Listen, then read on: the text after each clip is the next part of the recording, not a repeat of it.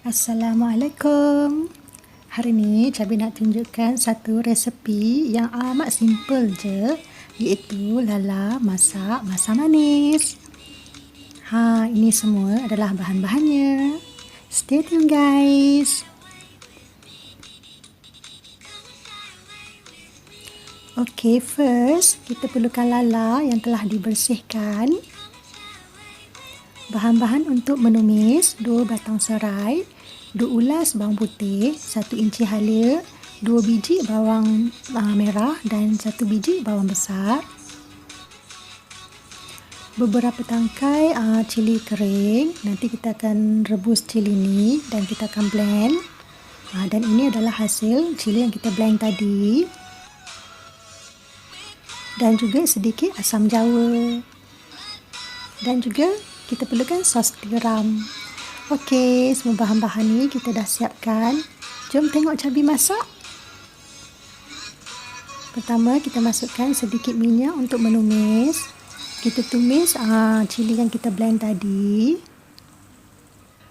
Kita masukkan sedikit air.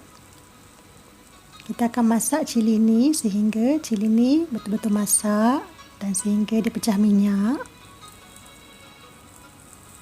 Dan masukkan 2 batang serai.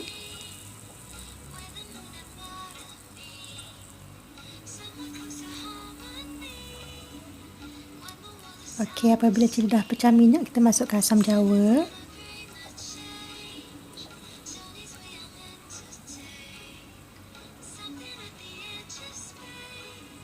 Okay, sekarang kita boleh masukkan sos tiram. Sos tiram dalam 1 sudu besar je. Jangan terlampau banyak, nanti masin.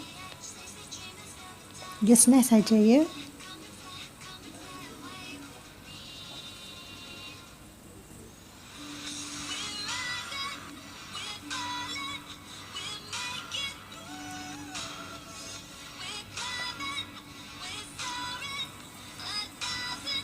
Okey, sekarang masukkan sedikit garam. Sedikit serbuk berasa. Cabi masukkan Maggi cukup rasa ya.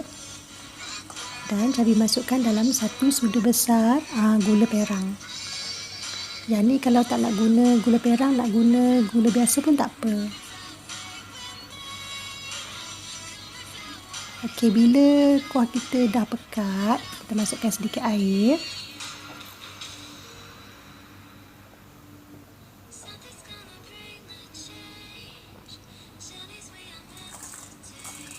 Okay, sekarang barulah kita masukkan lala.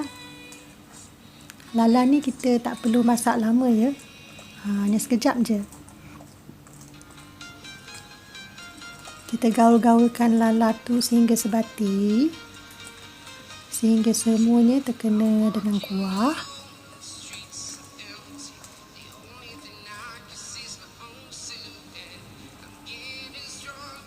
Okey, apabila dah lala tu hampir masak, kita boleh taburkan daun bawang.